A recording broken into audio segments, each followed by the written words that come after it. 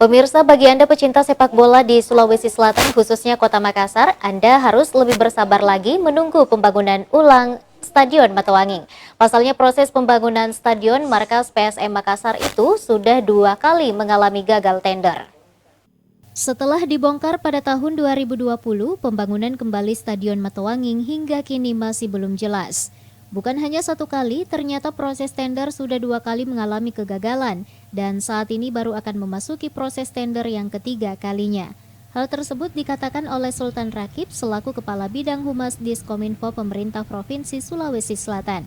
Ia mengatakan bahwa Pemprov bukan lamban dalam membangun stadion, akan tetapi menerapkan prinsip kehati-hatian untuk meminimalisir resiko yang dapat terjadi di masa mendatang. Tender pertama dan kedua itu dinilai gagal karena tidak ada pihak ketiga yang mampu memenuhi syarat-syarat yang telah ditetapkan untuk membangun sebuah stadion. Tender ketiga ini kita akan laksanakan setelah mendapat rekomendasi dari BPK, BPKP, kemudian LKPP, ya. LKPP itu Lembaga Kebijakan Pengadaan Barang dan Jasa, dan tak lepas juga dari APIP kita, aparat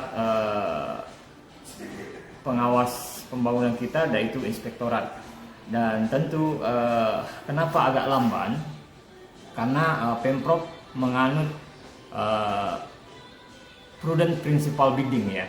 Jadi tingkat kehati-hatian dalam menjalankan sebuah kebijakan itu harus tetap kita kedepankan sesuai aturan dan perundang-undangan yang berlaku, sehingga ke depan kejadian-kejadian yang bermasalah di depan itu bisa kita hilangkan atau kita bisa minimalisir.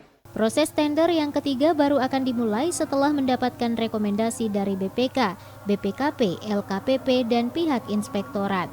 Fitri Herunisa, Celebes TV.